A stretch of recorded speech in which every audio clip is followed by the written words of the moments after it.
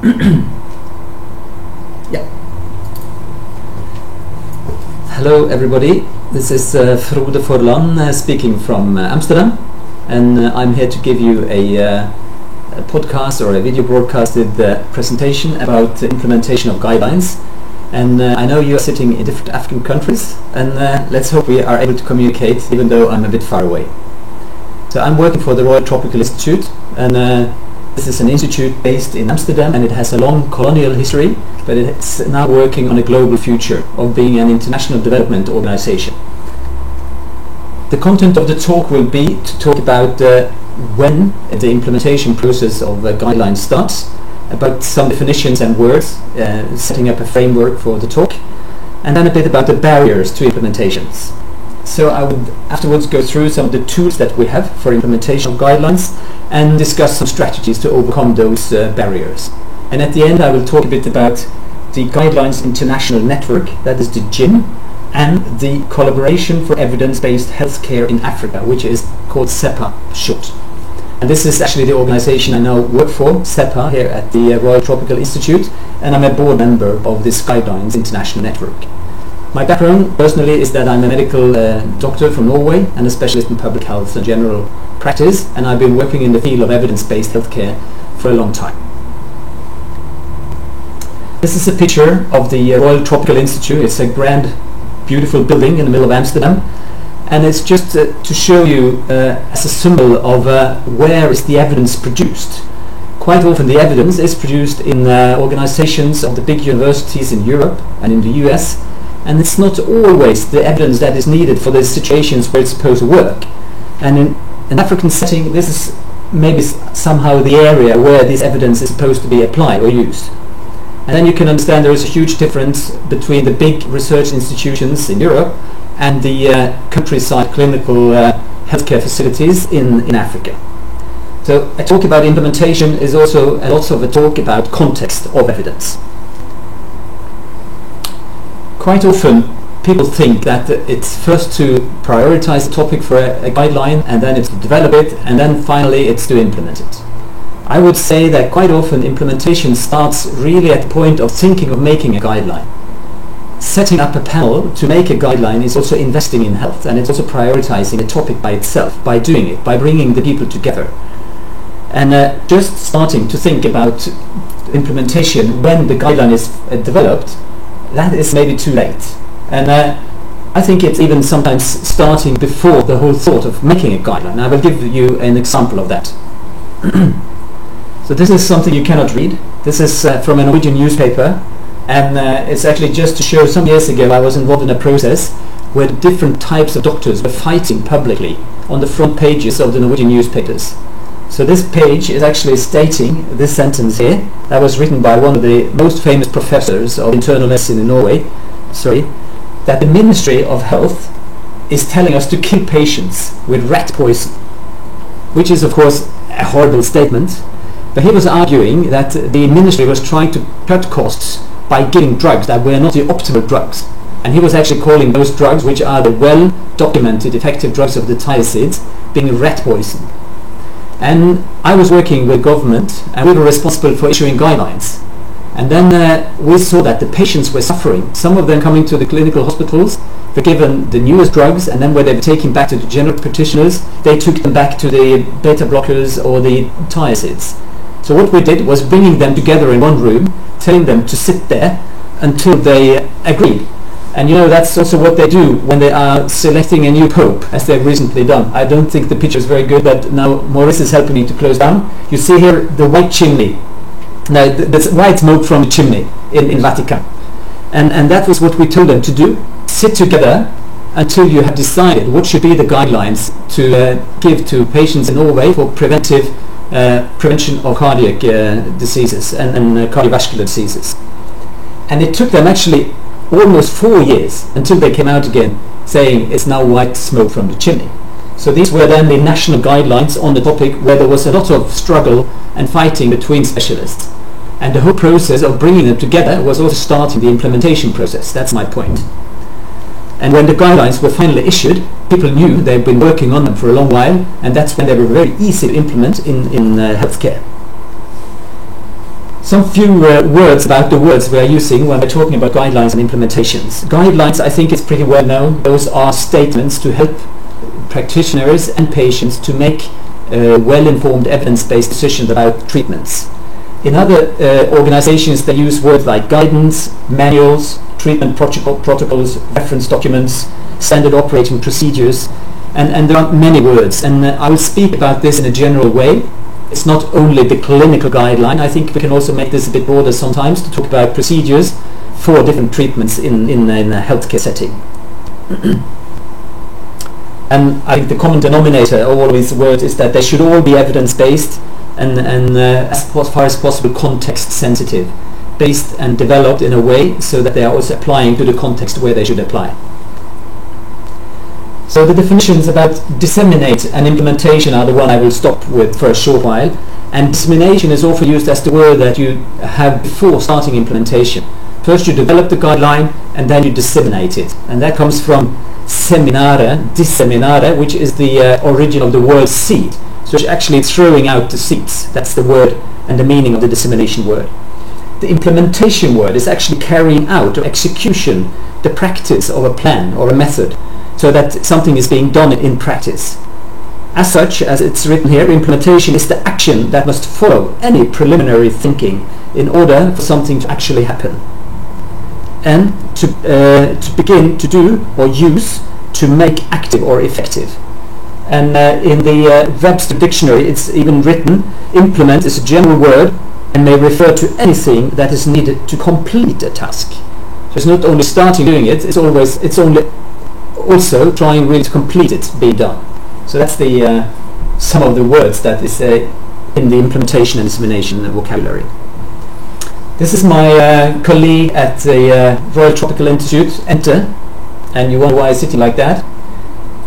Maybe try to do that yourselves where you are now, in your offices or in your healthcare facilities. Put your arms across, like you see also me do, and put your legs across as well. It feels pretty comfortable, I suppose. And then open up again. And then do it again, and do it the opposite way around. Put your arms the other way, the way you normally don't do it, and see how that feels. And the legs the other way around.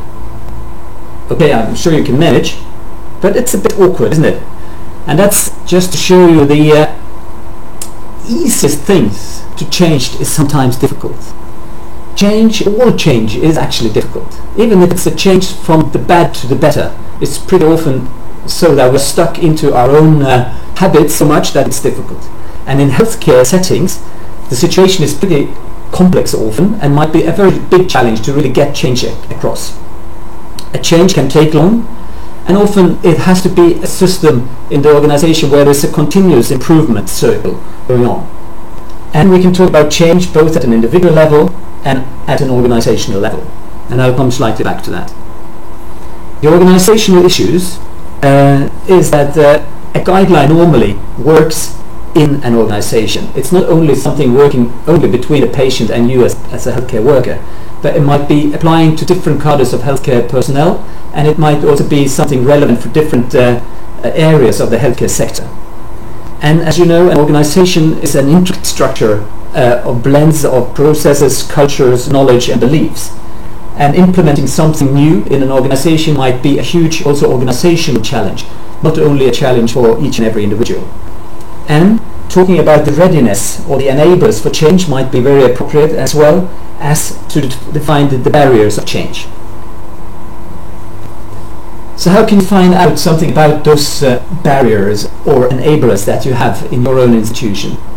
You will be given a task after this talk, and these are some of the tools you can somehow use also to find out what are the barriers or the enablers in my organization. You can do a brainstorming. I think that's a pretty well-known thing to do.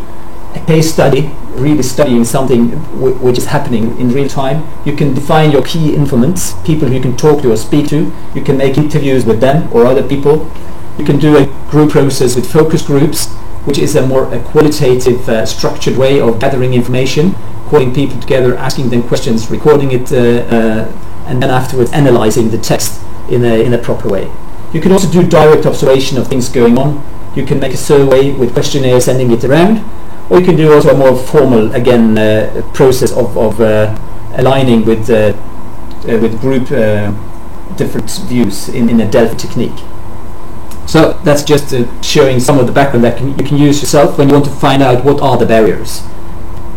And this is repeated on the slide, and you will see now that I'm using some pictures, and this is actually from this book, How to Change Practice, which is from the National Institute of Health and Clinical Excellence in the UK, and I will use some background data from that one in my further talk. That is also referenced in the list of literature that we've sent out to you. So talking to key individuals, observing practice, do brainstorming, run a focus group, or use a questionnaire. So these are ways of trying to find out what the barriers and the enablers are. Also, the people who are studying this issue, they talk about the implementation climate in an organization. And this has to do with a group agreement about the need of change.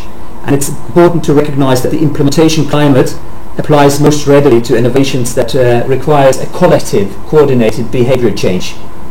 And when we're talking about change of individual practice, there is a bit of other research really pointing to that. And when can research from one setting be useful in another? I'm just referencing some of the literature here in the beginning now.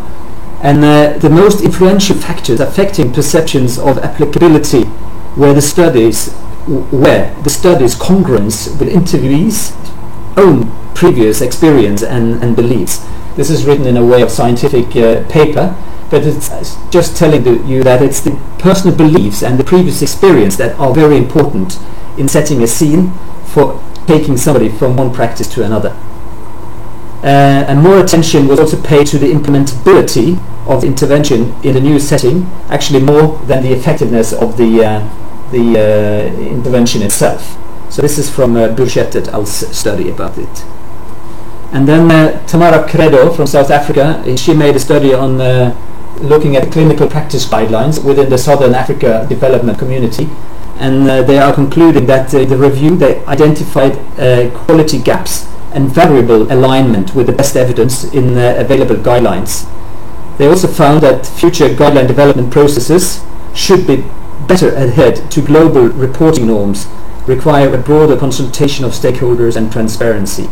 And finally, that it would be helpful to set up a regional guideline committee that could help local capacity to support context guideline and as context appropriate guideline development. So this is just to say there is a bit of studies going on, and there is a bit of research going on into the field of evidence-based healthcare, as you know, and also into implementation of evidence-based healthcare. And this is also something done in the area of Southern Africa on guidelines adherence.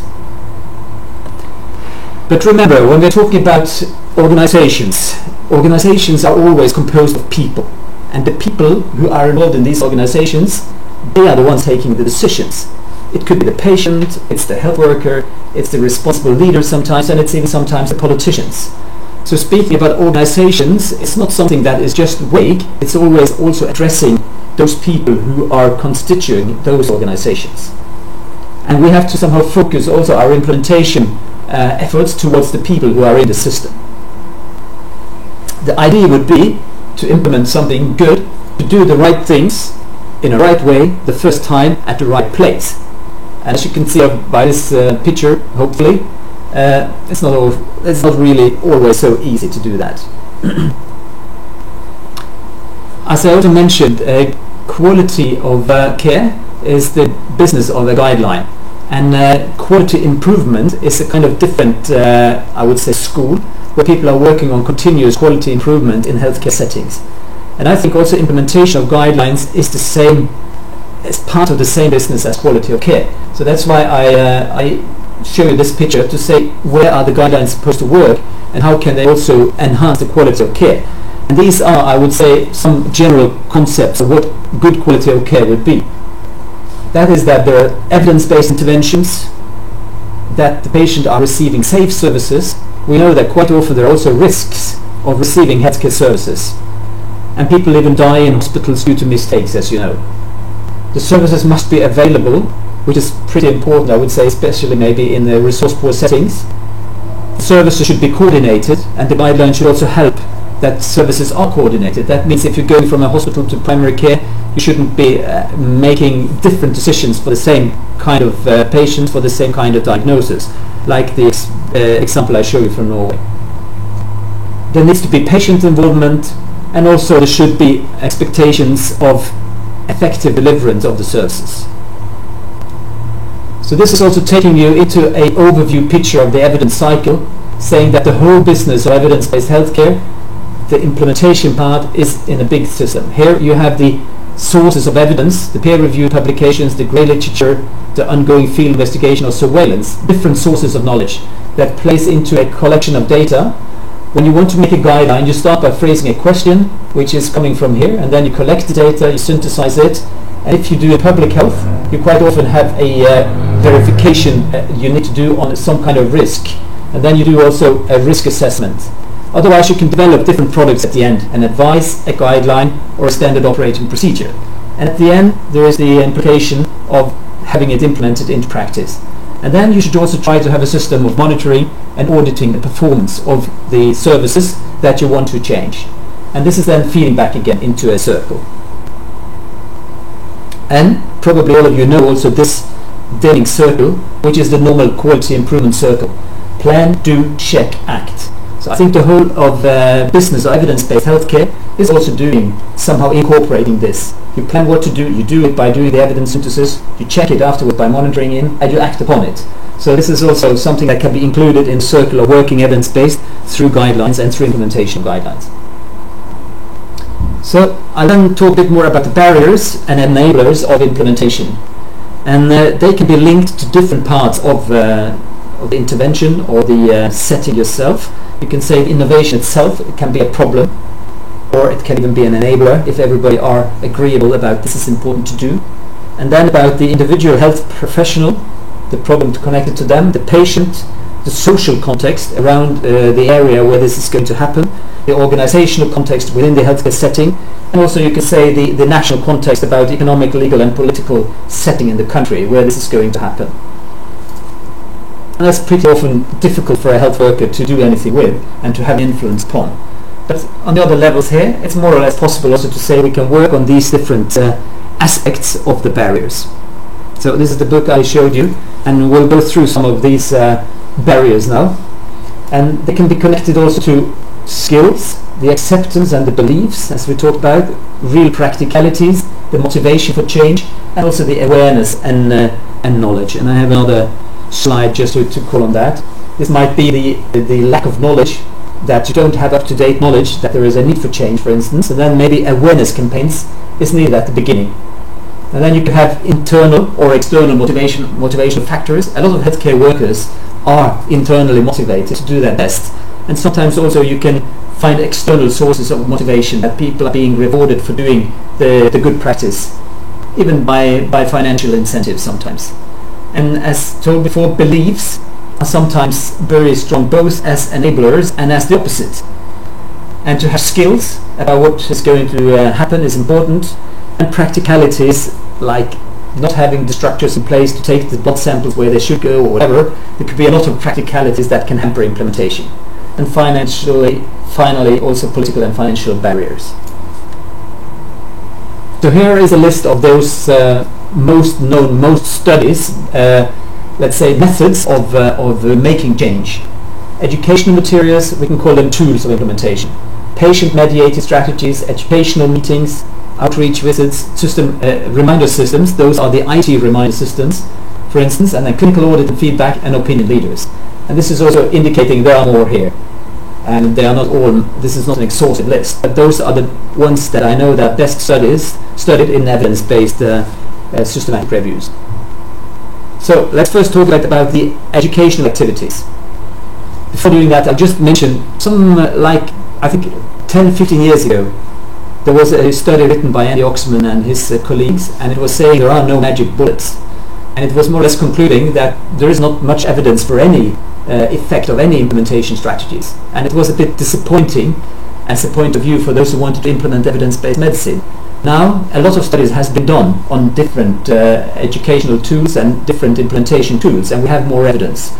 There are still no magic bullets, but there are still a lot of good evidence for pretty high number of things to do. So the educational activities have shown to be effective to raise awareness And it's important then to know something about using a good format and a good layout of the activities or the material. The effects are measured as modest, and then we can say also what modest might be good enough because they are working better if they are combined with other methods. And the more interactive the methods are, the better they work. And also you can talk about the effect of having big educational meetings like conferences or smaller meetings. And the smaller meetings are the more effective ones, where you can also have interaction with the audience. And a benefit here can be also that the printed materials, they can be rather cheaply printed.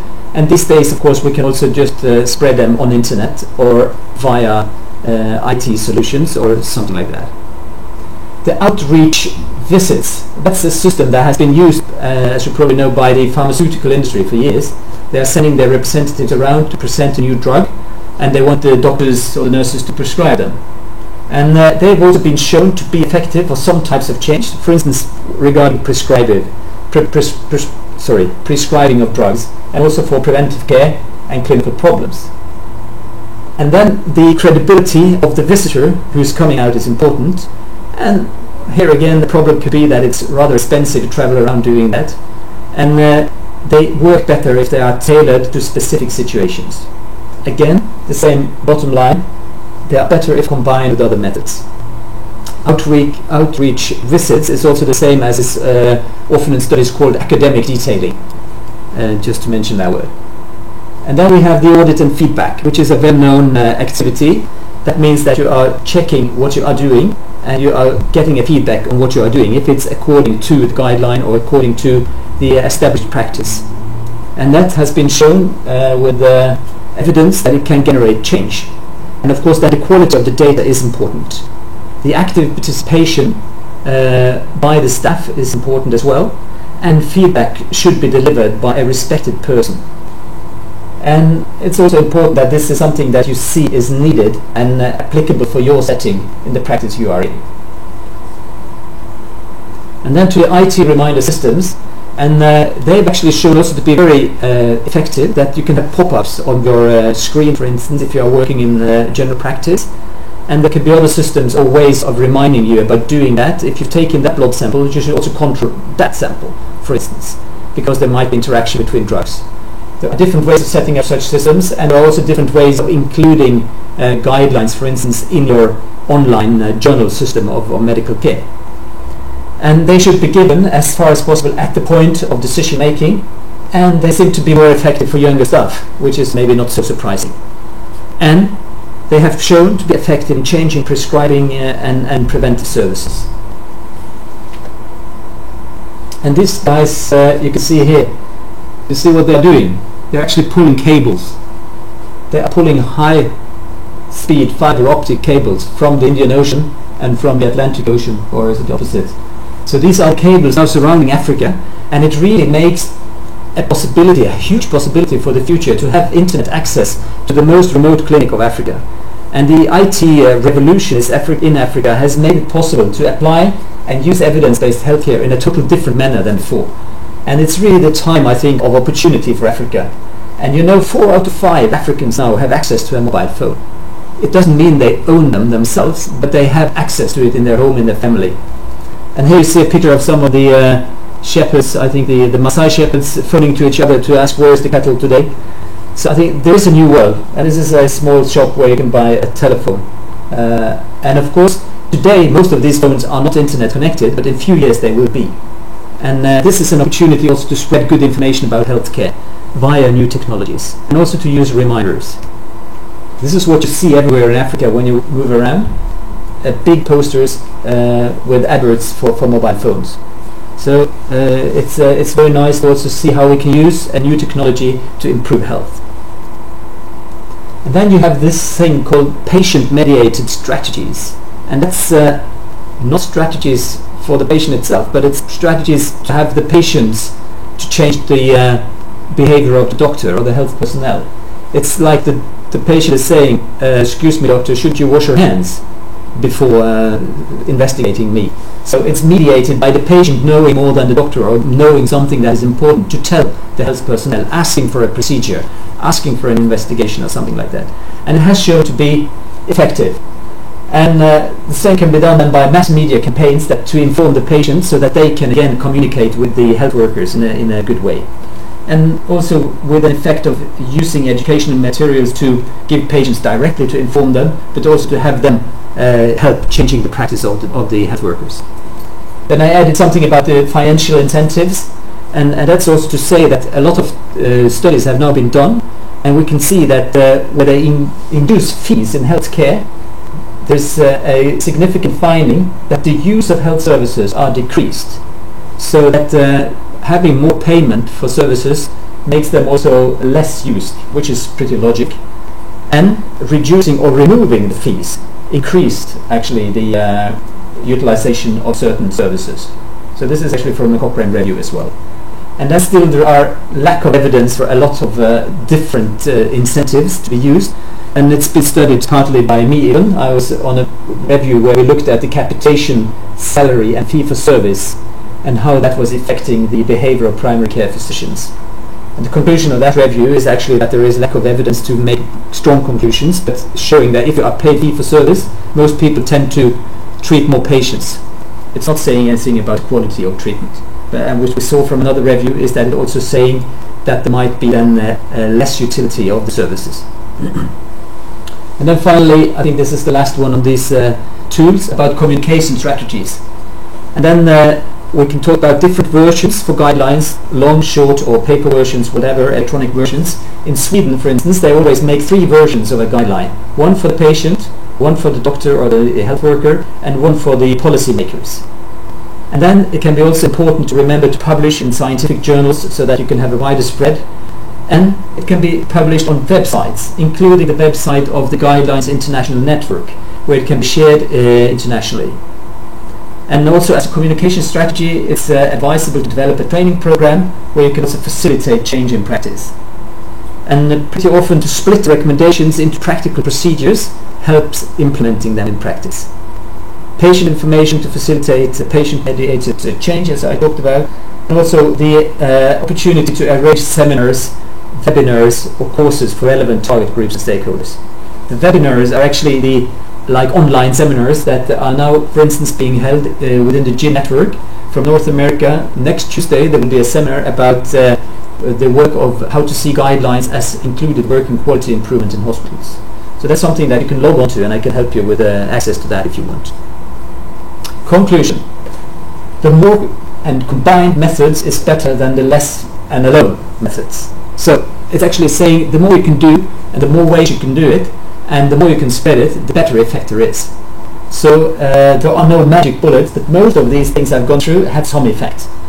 And to be combined with continuous improvement strategies and continuous medical education or continuous practice development activities is advisable. So I think that's my main scientific conclusion, but I have some few more slides. And that's when you've done that, gone through all this, you have to map the barriers with the methods you want to use. So this will be the exercise you will have afterwards, to talk about and to think through the motivation, the awareness, acceptance and skills, and find ways of addressing that in the best ways of making a strategy to overcome them. What kind of reminder systems, opinion leaders you will use, or whatever of the tools you have over here. This was just to tell you about the Guidelines International Network. This is the logo, and this is the present chair, Amir Kasim. And the website for this is here, www.gin.net. And the purpose of this organization is to lead, strengthen and support the collaboration and work within the guideline development, adaptation and implementation community. And I think here you can also find a lot of background information more about implementation as well. And there is a big guideline library there with about 7,000 guidelines that you can pick up if you go through the guideline library. And finally, a few words about the collaboration for evidence-based healthcare in Africa. And the website for that one is this, sepha.org. That's the organization I've been working for while working here in Amsterdam. And what we are trying to do is to set up a collaboration for evidence-based healthcare in 8, now actually 9 countries.